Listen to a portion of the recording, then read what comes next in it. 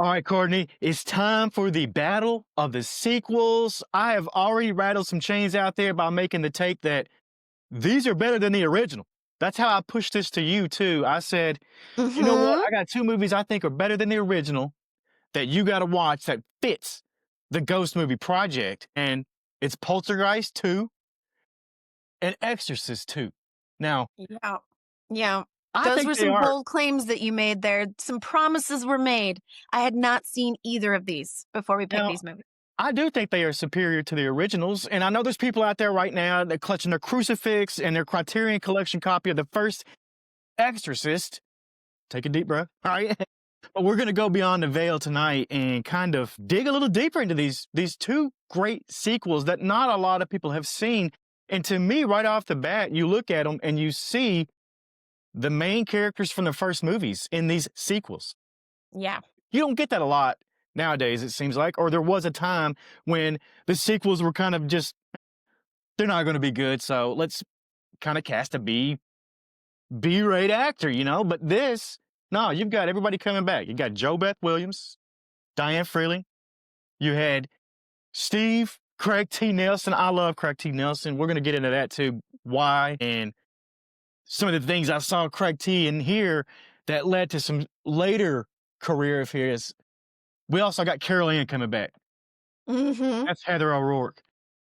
Yeah. And how do you come back and play this role again? I know. Right? At such a young age, I always thought that even growing up. And see, I came from it's a good thing we're talking about sequels because I came from the era of Land Before Time. There was nothing like the original Land Before Time, and so as a kid, I got right out the bat, I was skeptical of sequels, always. I'm like, they made Land Before Time 2, 3, 4, 5, 6, 7, 8, 9, 20, whatever.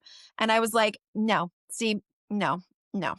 So it was original or nothing. And so I don't think I ever watched Poltergeist 2 for that reason. I think I was always like, nope, can't be as good. Can't be. I'm not even going to give it a chance. I'm not going to ask you just right off the top how you compare Poltergeist 1 and 2. I don't want to know that, but what I do know is that Poltergeist 1 was pretty much a one of a kind. Like it came out of nowhere. It's a suburban nightmare. Like literally, that's what it was. It was a suburban nightmare. You had the TV static, the clown dolls, the iconic line, they're here, right? Yes. But Yes. the sequel's got a whole lot more layers, I think, in depth to it. It also gives us Reverend Kane, who I think is the most terrifying ghost preacher this side of the astral plane, believe it or not. This guy's Yeah. creepy, right? He really, He shows up. That one scene there when he shows up, and then Taylor says, "That's him. That was him." I was like, "Whoo!" It gave me chills. I was like, "Oh, that's wild. Like that's yeah. like who." Yeah.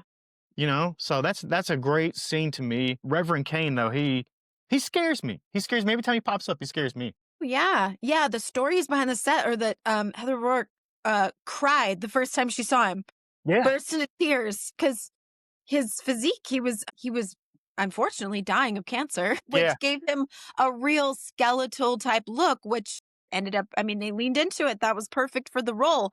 He did a great job of being very unnerving, just unnerving to look at him, to his voice, his speaking, Yep. everything. Yeah. That's Julian Beck. The actor's name. He died Hmm. not long after the movie. I think he was battling cancer. Put on just to me what is an underrated iconic role because once again, this is the sequel. Not a lot of people have seen it, believe it or not. But he did put on just a terrifying performance. Like it's whoever the casting director was saw him and were like, "That's it. Don't need to see anybody else. We're good here." And wrapped it up, went and ate lunch, you know? So Yeah. this was a it was scary. He's like the he's the embodiment of spiritual rot. Like he feels Yeah. on screen, like he takes the presence up and it feels like the real actor that played Carol Ann O'Rourke, she would have been Yeah. scared. Like, I would have been You can scared. sense it, right? Even the first scene where she sees him at the mall and, he's talking to her, her face, I don't think that was acting. I mean, No, she's a good little actor for a little girl, she's excellent, but I got the sense that she was looking at him like, "Do I really have to talk to this person?" I'm terrified. She I did good. did too. He Mm. does. He's got this almost, I hate to say it, I won't say that, but he's almost got a presence over the whole film. He almost overtakes the whole film, but it's his character that overtakes the film. I just want to say that because the strong performances of Craig T. Nelson, Joe Beth Williams, Heather, O'Rourke, we've already mentioned, like those are so strong too that this movie can't happen without the main actors. If you put other actors in these roles Mhm. and they recast these or did whatever Hollywood did back then, this is not this good of a movie. Right. Yeah. I always look for that with a sequel. Did they get the same people back? Because if they didn't agree to come back, then you're like, you're skeptical that they didn't believe in it, right? That maybe the script or whatever it was, the budget wasn't there. So I always do look to see if the actors come back. And then I'm like, all right, I'll give it a chance if they came back to do it again. Yeah. Absolutely. And I think a strong story and script probably brought them back. Like I said, there are layers to this. Poltergeist 2 is not just about ghost. It's about ancestral trauma, which you know a lot about. You've done episodes of Practically Magic on ancestral trauma. Absolutely. You got spiritual warfare, cosmic dimensions. There's all this weirdness going on. And then you meet Taylor, this Native American. He guides the Freeling family through the metaphysical muck, if you want to call it that. And really, he takes over the movie because you've got this guy on screen who I'm assuming he's a Native American in real life. Will Sampson was a Native American, and you can just the things that he says, some of the quotes that he has, you're like, that's deeper than a movie. Like that's yeah, and That's probably my favorite part about the movie, and I was a little bit worried, when I saw the opening. It was filmed in, Arizona. They show the Arizona desert, and it shows they're going through a ritual, there's fire, something spiritual is happening. I was a little worried, especially because of the time that this movie was filmed. I thought, "Okay, are we gonna do the whole Indian burial ground, ghost story type of thing?" Because a lot of Native American culture was dragged through the mud with that kind of rhetoric, which is like, "Oh, don't disturb an ancient Indian burial ground, and then you'll be cursed," and all this. And that was played up a lot back in the day. So I was a little worried. I was concerned. I'm like, "Oh no, are we going to be playing up that kind of story?"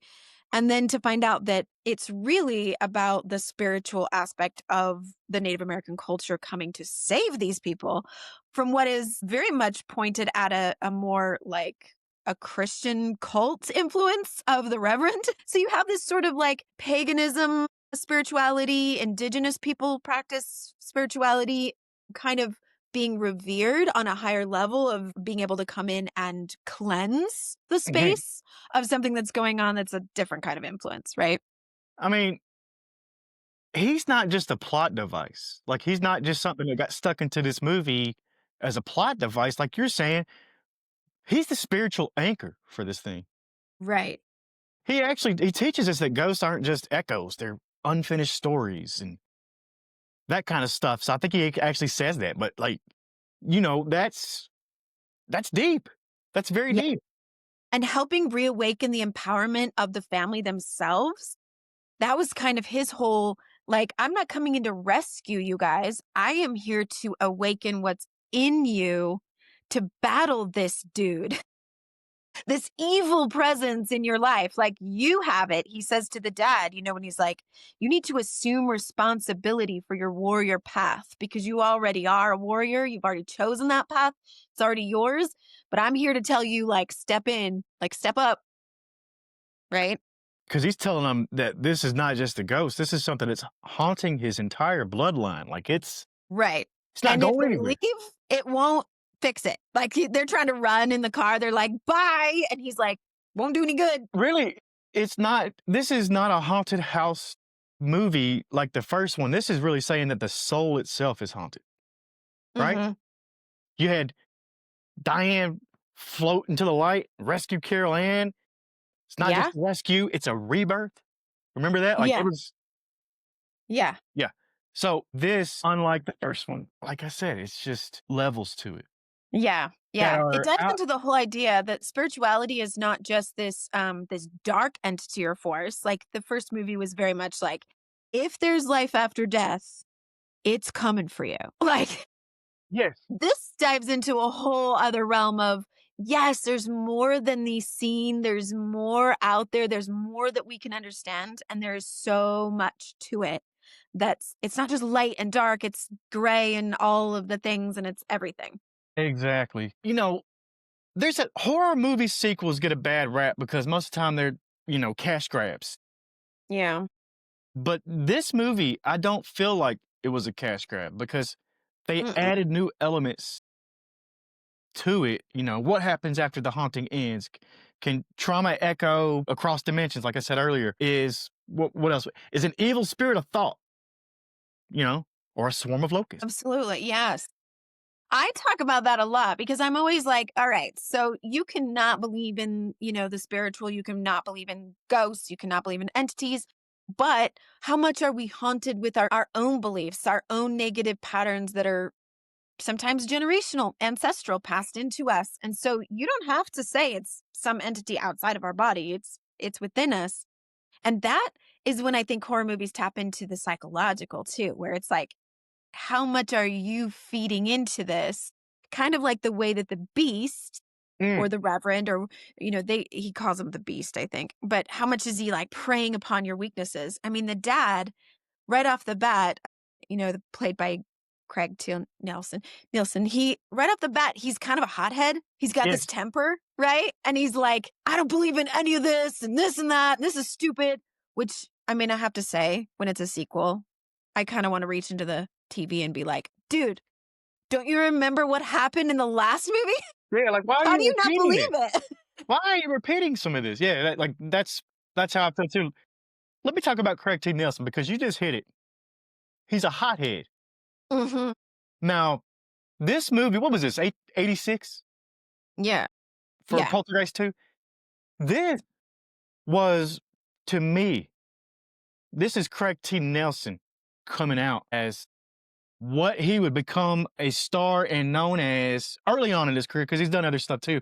But he became Coach Hayden Fox on Coach, the TV show. Yep. That's what I There know are him from. so many, and it wasn't long after that he landed that key role that boosted his career. I mean, that show went 9 seasons and was at the top of the top, for a while. I love that show. It's one of my favorites. I put it on. I've seen it a million times. But I see a lot of Hayden Fox coming out, and it's not so much Freeling. It's not so much what's his name? Freeling on what's his first name on Poltergeist? Steve. Steve. He's not so much Steve, but he's Hayden Fox.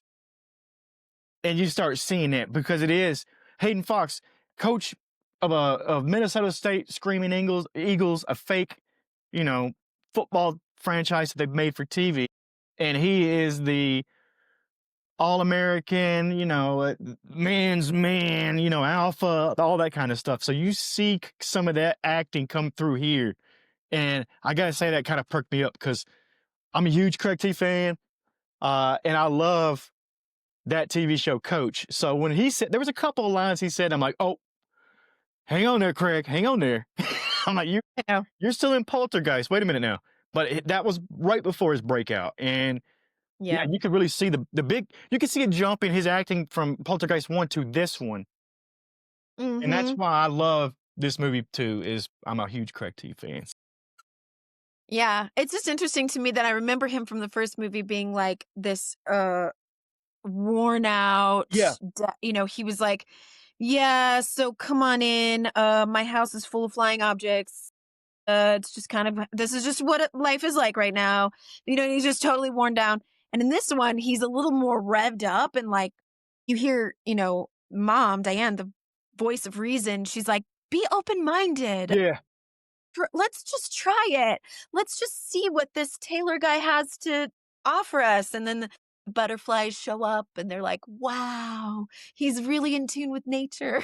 I just love it. And when she's saying that, it's not a lot different than what Christine does on Coach in trying to tell him to have the open mind. So that's where I was like, wait a minute, this is the emergence of Hayden Fox and a real, I mean, to me, an A-list actor at this point. Like he broke off of this, got out of the movie making business really, and went to Coach and did 9 seasons, 199 episodes of Coach. That's a success. Yeah. That's a successful show. And not only that, though, but he did have one of the wildest scenes in Poltergeist 2 when he's doing a little drinking. He's got the tequila. Yes. That's a wild one. Oh my God. That worm scene, oh my gosh. Like, basically, he drinks a worm, vomits a demon, and it's where body horror and spiritual infection kind of collide. Have you ever drank a worm? No, I thought that was a joke. I thought tequila doesn't really have a worm in it, does it? Yeah. Yeah. When I saw that scene, I was like, oh, he's gonna swallow it, and it's got the creature, it's the beast, it's gonna go in him, and he's gonna be possessed. And I mean, you just saw it all happening. Like before it happened, I was anticipating what was gonna happen. And then, oh, the vomit scene. I think in interviews he said that was the worst one to film because they had to do it over and over and over again. It was awful. But then having veteran Noble Craig was a triple amputee playing the creature after he throws it up and it like morphs and grows into this thing and it's kind of Voldemort, Yeah. I don't know, creature-esque, and then it like crawls out of the room. So good. It's my favorite. I love that scene. And the weird thing about this movie, the great thing about this movie, not weird. Weird is good. So yeah, sure. But the great thing about this movie is there are multiple scenes that when you see a movie, you watch a horror movie, you can go to people and you can say, oh, you remember that scene? And it's always defined. Like, what Yeah. that scene or the scene is. If you said that about this movie here, you could be talking about 3 or 4 different things because you got the braces scene. And Yes. that could be a that scene. You got the worm scene, that's a that scene. There's multiple scenes that stand out to me. And it's just this wild trip that you're taking while they're telling these and interweaving all these stories together. I don't think Yeah. I have to make any more points of why I like this one better than the first Yeah. one, but I But do. we I have love to this talk movie. about the behind the scenes, the curse of the poltergeist, that Yes. several of the actors passed away. Either the girl playing the teenage daughter, Dana, in the first movie, passed away between that and the second movie, murdered by her boyfriend. So Wild. sad. And they chose not to recast her and just didn't Right. mention And they it. just didn't. Yeah, there was actually supposed to be in the script a conversation where they talk about her going to university, but they never filmed it. And Yeah. so it didn't get explained, which Yep. is too bad. It would have been nice to just have that little throwback to like, where's sister? Well, she's doing great in college or whatever, Yeah. just have that Yep. that throw to her. Of course, the Reverend passed away as we talked about, and then the little girl Heather O'Rourke, and Will Sampson playing Taylor passed away not long after the movie was filmed, and just health complications and whatnot. But there is a lot to be said for the fact that in Poltergeist 1 and 2, when they used bodies, they used actual real bodies. Skeletons. Bodies. Didn't tell the actors. So here's Jo Beth Williams playing Diane the mom. Remember in the first movie, she was swimming in a swimming pool with dead bodies, not knowing that they were dead real. bodies. Because it was cheaper than to have special effects make them, which Poltergeist 2 actually was nominated for an Oscar for special effects. So, I mean, good on them. But yeah, to have that kind of like vibe of the horror movie wasn't just the horror movie that they were filming, but it was also the horrors of filming this movie that they created. And Will Sampson playing Taylor, he was an actual shaman in real life. And so they had him come on set and do a exorcism, have him cleanse the set. They actually had to do it when they excused everybody from filming. He had to come and do, kind of his thing, which is a lot like what Reiki masters and other types of shaman do, is to come and clear energies and to break curses and to just clean out anything that is still stuck energy from whatever might have happened with those souls of the Yeah. bodies that they were using in the movie. You never know. You know what? Just a good idea. You know what? The poltergeist curse must have ended right there, and that's when Craig T didn't get caught up by it because he went on to make Yes, good 199 episodes. glad that it didn't catch him because I mean, just how tragic. And for so many people that were involved in the movie to know each other and to they probably got to know each other, as a cast and to have so many of them pass away so young and tragically, I'm just my Maybe heart goes out to them for that. maybe when Reverend Kane is at the door giving one of the most chilling monologues ever in ghost movies. I've already kind of referenced it, but when he says, "You're all gonna die," Yeah. maybe Yeah. maybe that was the curse. Maybe he put it on it, and A little bit. Maybe a little bit. Yeah. yeah, like that's Something the was going on there. yeah, Wasn't the singing too just a stroke of like someone's genius to have him singing? It's like a Bible song. I don't even know what it is, but he's like, singing about the temple of God. yeah, And yeah. every time he starts singing that song, it's like, woo, chilling. It's the lyrics. I had them at one point, but I don't have them right now. But yeah, they are. If you really pay attention, yeah, it's there. There's another cool scene too that you got. When Diane levitates and rescue that whole scene. We didn't even really get into it. We mentioned it, but there's some symbolism there of maternal power, Mhm. motherly love, rebirth. Like it's all right there. How do you see Yeah. that playing in? How do you see that as being a part of some of this? Talk about generational. I mean, generational can be, some of the burdens that we carry from generational trauma and things like that. But here we have like the beginning scene where the grandmother is asking Carolyn to hand her yarn, and she's like, "Give me the yellow yarn." And Carolyn just grabs it and gives it to her without looking. And the grandmother starts to notice this little girl has some gifts. She's powerful. And come to find out, so does Diane, but she has maybe shut those gifts off. Like, imagine how powerful Diane would have been in the first movie had she known about her gifts, had known about her spiritual gifts, and that she would have tapped into that and been, not so helpless and needing to bring in help and to be like, how do I get my daughter back? But to be like, I have the power to do this. I have the power to go beyond realms and to open portals and to get my daughter back because that's my gift. That's my power. So it is this very like maternal, but it's passed down from the grandmother to the mother to the daughter.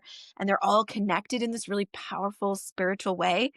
And they're like the ones that hold the family together. So as Taylor's talking about, it's love, the love you have for each other that's going to get you through this. You have to tap into that. You cannot be angry at each other. You cannot give in to the weaknesses that the beast is bringing up in you. I mean, unfortunately, the dad does give into it a little bit. I mean, his drinking problem leads him to drink the worm, which makes him possessed. But it's kind of the women in this movie that are like holding it all together. They're They like, are. we're going to get through this. And then it's the grandmother, this again in the spiritual realm, that brings the daughter back and, rescue.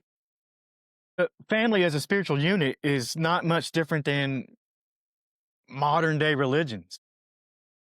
If the family is all a part of that religion, they're stronger together. No different than a coven. Mhm. A coven of Right. witches are going to be stronger than a witch by herself. Am I wrong? So says Agatha all along on the Witch's Road. We need all of us. Let me ask you about this though. 'Cause there's a lot of psychic abilities in children in movies through the all of the years. Carrie. I I know. mean, Carrie was one. You think about that. Yeah. Like, so Carrie was way before Poltergeist. The Fury, that was even before Poltergeist. You Yeah. got Matilda even. Right. Yeah. I And don't we're know, going to there's see other in movies. even more movies that we're going to be doing on the Ghost Movie Project. There's a lot with kids Yeah, involved. so in that situation though, the Carol Ann or the kid with that ability, they're not a victim, they're a conduit, right? Like they are taking it in, and if, like you said, if she would have known about that in Poltergeist 1, about the actual not being a victim, but being a conduit, could have been a whole Mhm. different outcome. Yeah. Yeah. And I think it was Tangina, Zelda Rubinstein's character, that, Love her. Love her.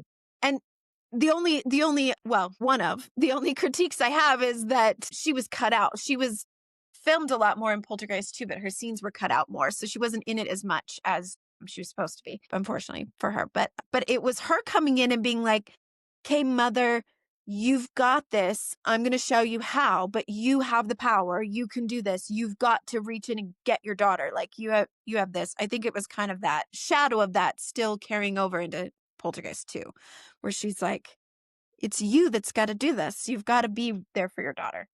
Now, And I think it's really important to note that in all of these circumstances you're talking about, Carrie, in all of them, if the children had guidance in their abilities, they are powerful and empowered to do what needs to be done. When the children don't have the guidance, it's terrifying, right? Which is a mirror of real life. There are a lot of really, really gifted children, especially children, because I think they haven't been preconditioned yet to block off their abilities and to doubt themselves and to have that shut off. So when you're children, you're more intuitive, you're more open to it. A lot of us have abilities we don't realize we have because we probably shut them off when we were children.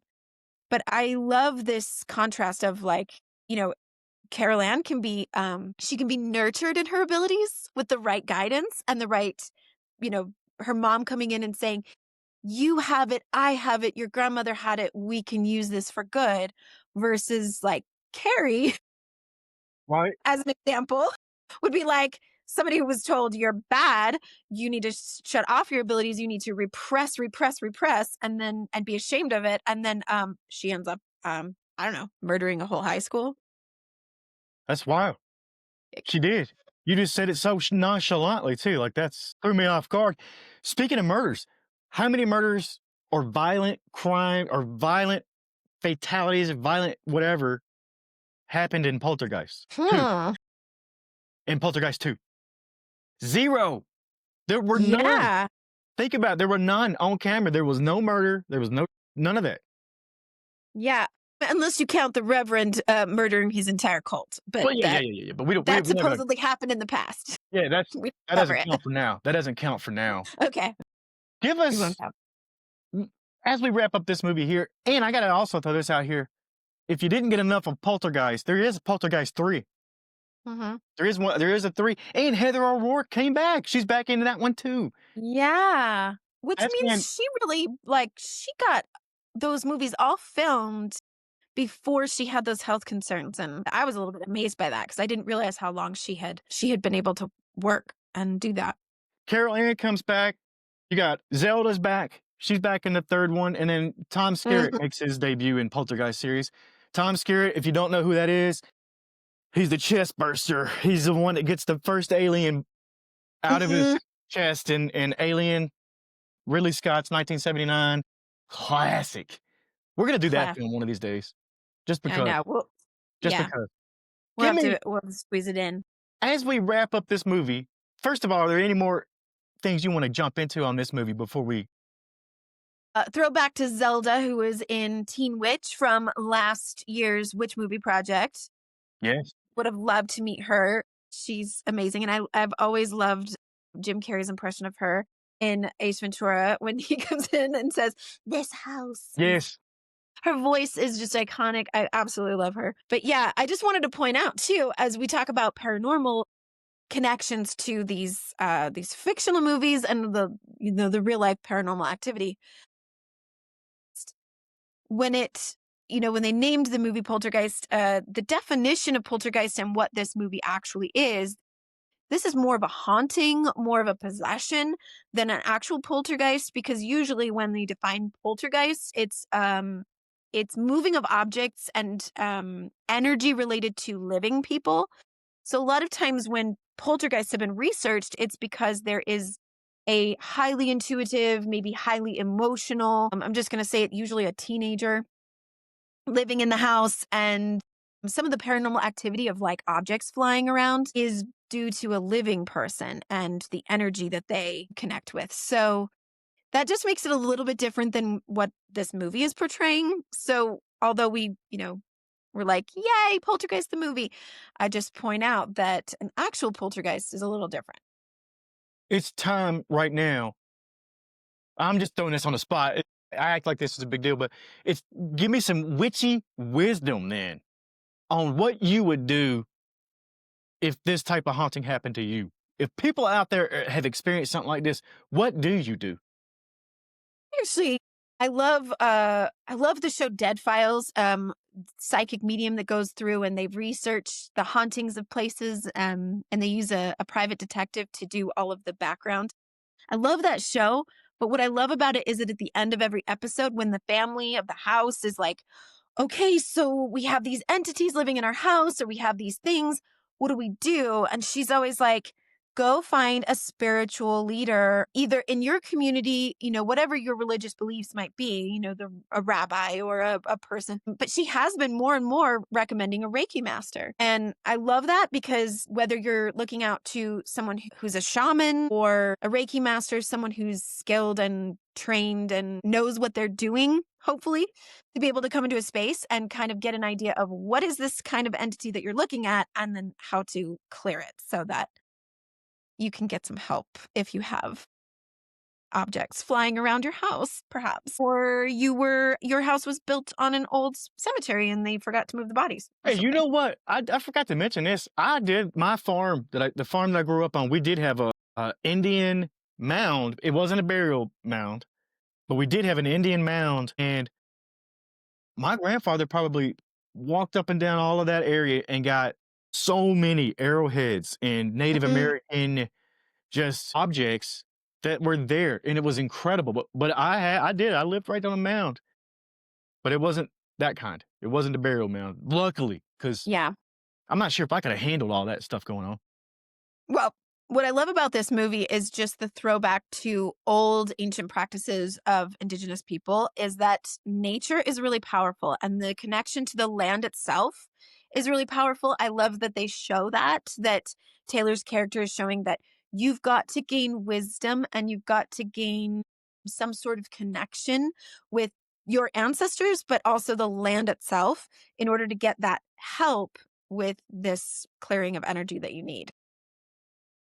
Incredible stuff right here. This Poltergeist to the Other Side. I don't even think we mentioned that. Like, it's called The Other Side.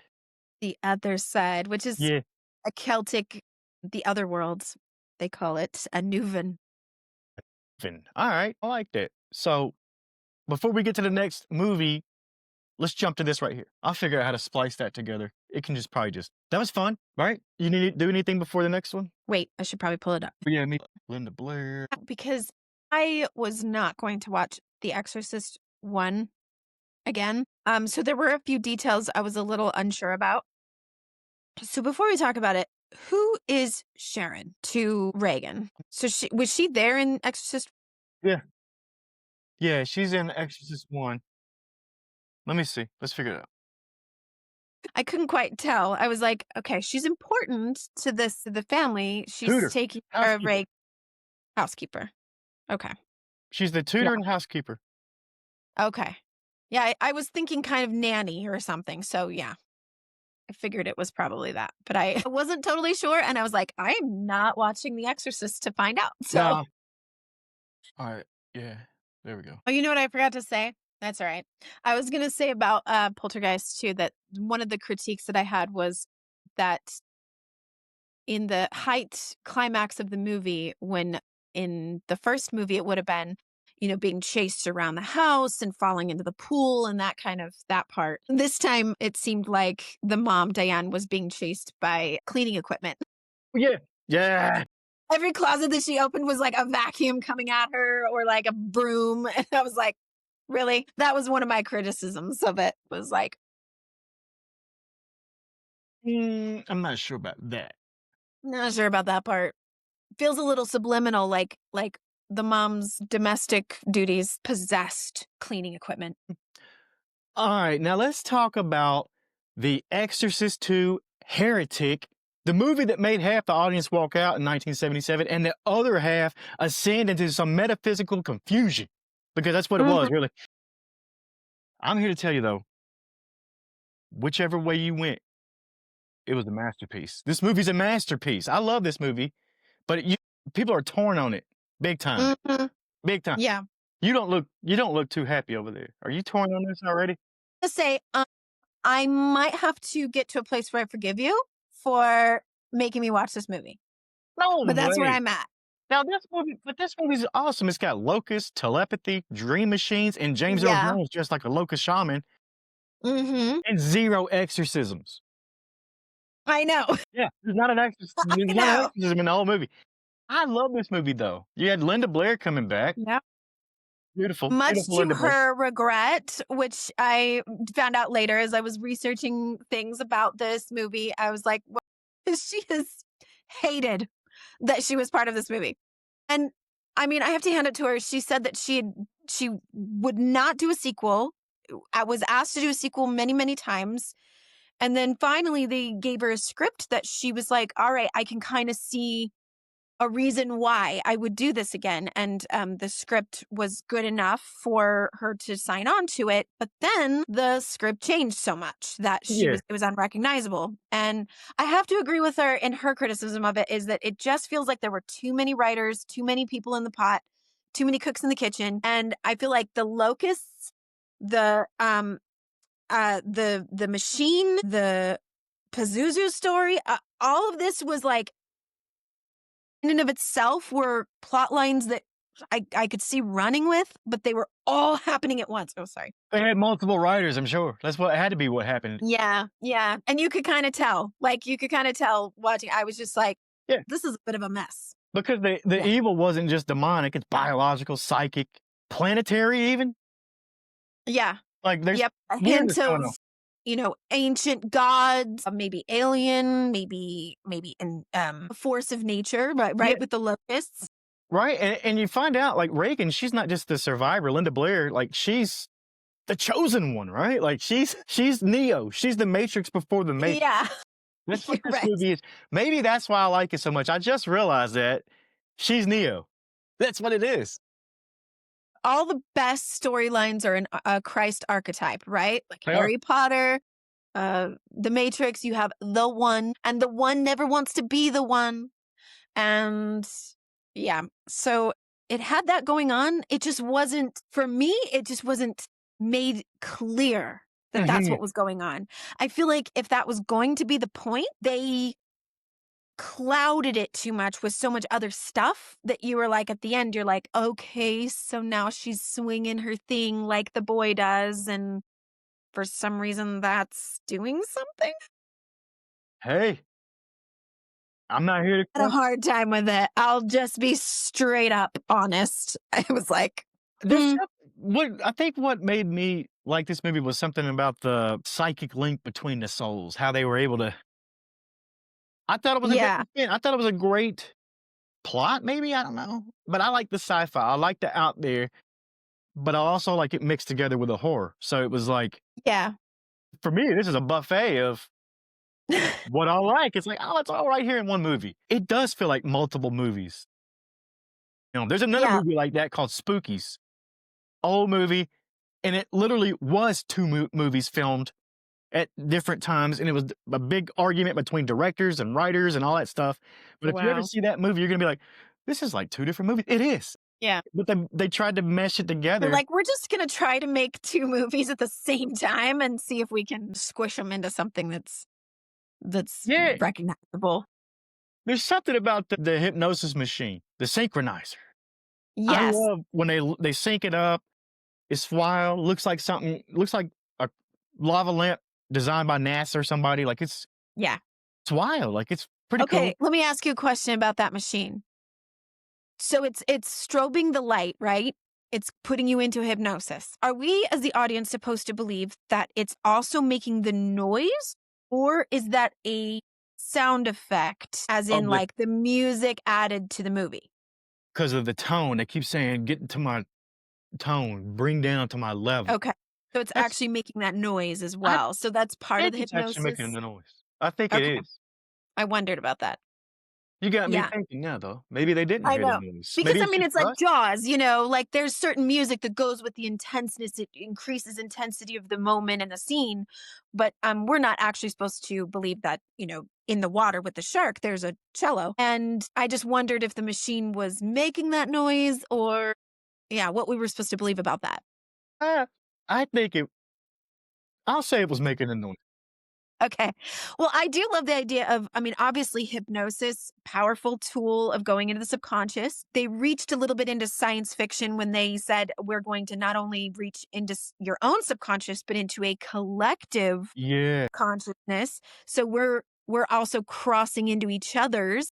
So the therapist is also supposedly connecting to the machine. That's what when I'm watching it, I'm watching her put on the headset. So Reagan has the headset and she puts it on. I'm like, oh, she's putting it on too. What's gonna happen here? We're gonna go in together. So a little bit of sci-fi, but not. I mean, obviously, we don't have a machine that I know of. I mean, that the government has released yet There you go. Watch out now. that allows us to do that. But I mean, obviously, Jungian theory and all of that, we know that there is a collective consciousness and a collective subconsciousness that we tap into. I mean, a throwback to the other movie from this for this episode is that that's the work of a shaman. The shamans originally were to go into another side of your consciousness. So this is like more science fiction-y version of that, whereas the last movie was more a spiritual version of that. Big time. And like you said, the Jungian aspect to it as well with the collective conscience, the That we're synchronized. all connected in our consciousness. Yeah. Are we? I mean, how much time do you have? We got some time. We got a little time. I do. I would. We could discuss the theories of Freud and Jung theories and all of that. As a spiritual person myself, I absolutely think that there is a collective super consciousness and a collective super unconsciousness that we Yeah. are all You, we're all tapped into if we're willing to go there. what you basically just described the movie is it should just be called a fever dream because that's basically what it is. It's part sci-fi, part theology, part Jungian psychology, right? Dream Mhm. logic, astral projection. Didn't they do some astral projection in there? Like, Yes, is it because that she what I had saw? to go to those places in her mind and then tell him where to go. So she knew where the boy was. I didn't write his name down here. Kokumo? Kokomo, Kokomo, yeah, Kokomo. Wanna go to yeah, Kokomo. yeah, It's not a Beach Boy song. Yeah, so she does. She does astral project.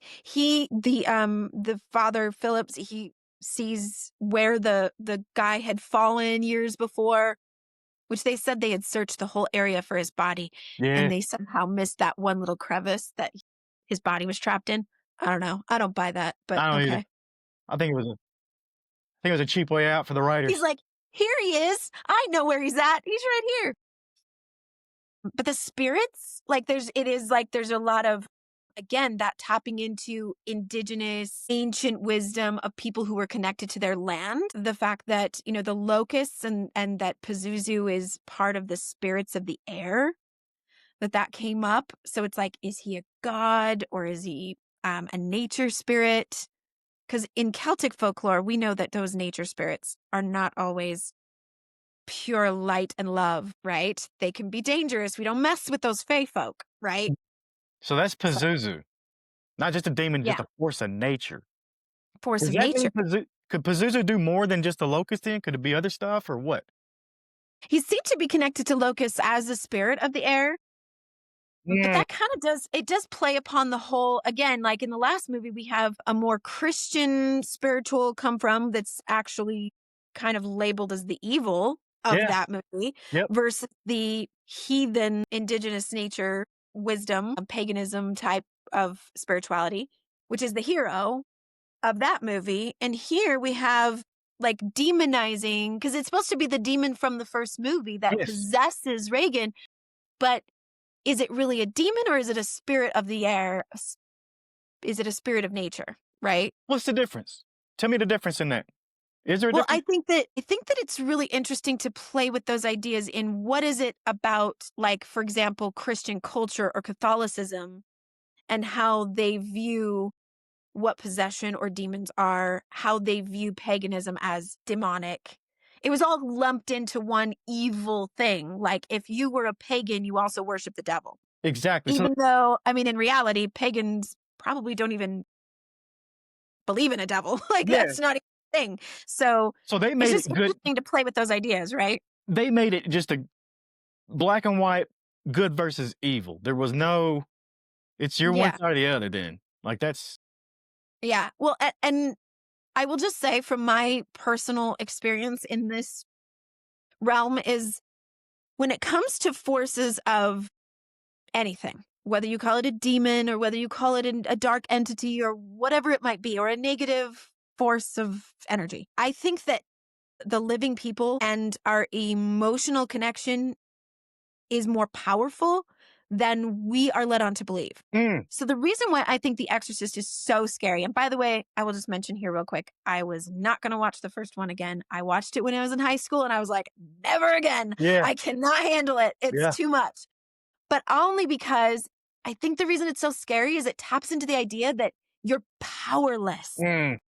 Demonic, dark entities or whatever. They can possess you, they can get into your body, into your mind, and you can't control it, and there's nothing you can do about it.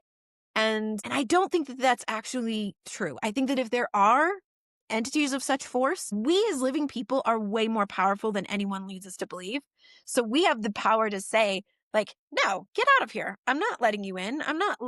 You're not anywhere near my, we can cleanse our spaces, we can protect ourselves. And I think that we're more powerful than they are. So, Maybe we all need a Kokomo, a James Earl Jones, yeah, a locust shaman dream guide in our life. Maybe we all need that to help us. yeah. Wasn't that a crazy performance?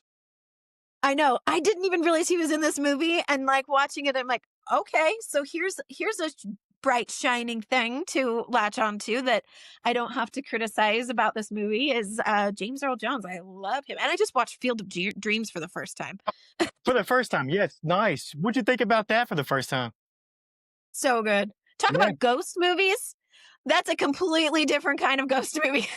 hey, that's a great ghost movie. That's That's a definitely great ghost movie. in the realm of ghost movies. I mean, if you build it, they will come. Not all ghosts have to be scary, just the ones that I picked for all these movies that we're doing. That's all. Yeah, doing a lot of horror movies this time, but Field of Dreams is more my jam.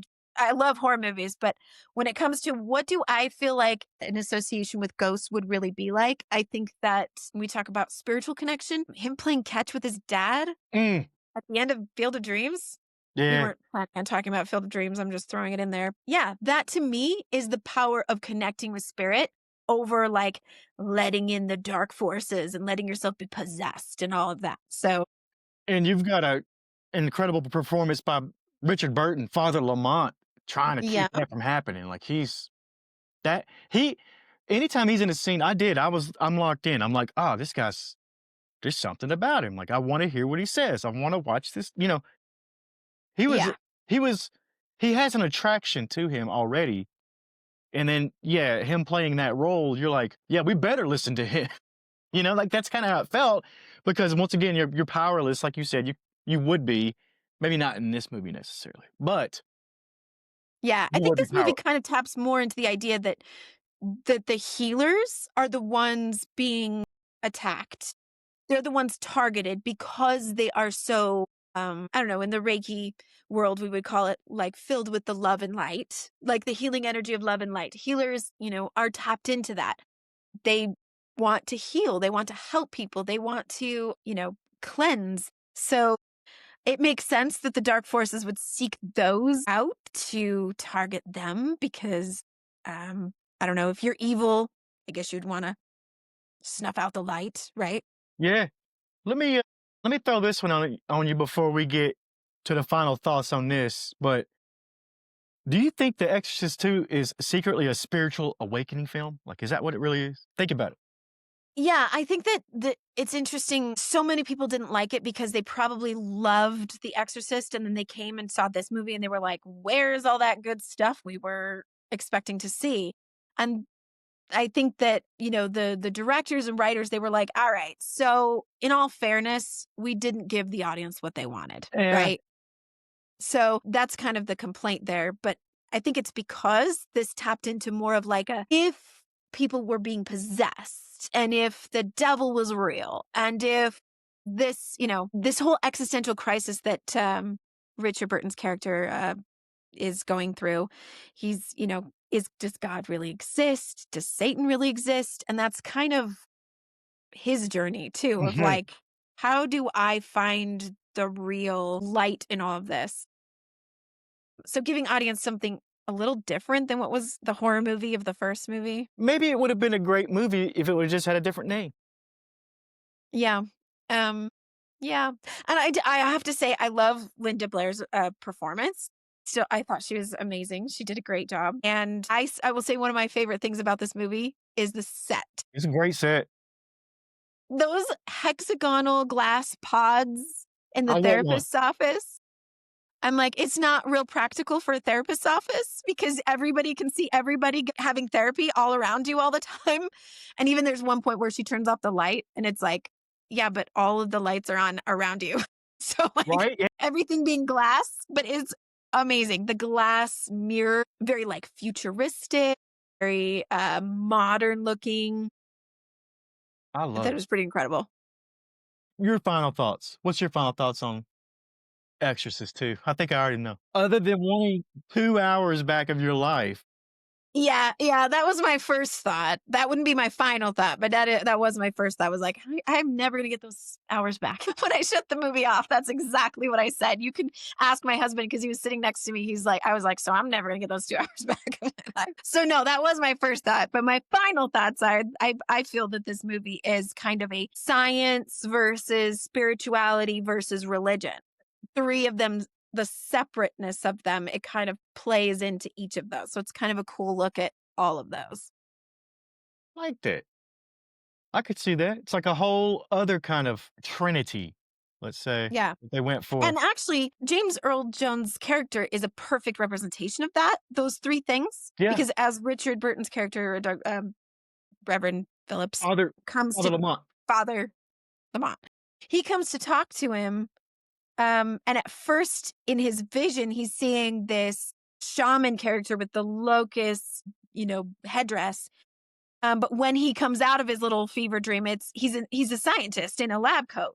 Yeah. So I think that's a perfect like, bam. That's kind of the theme of this movie in a Great catch nutshell. right there. Look at that.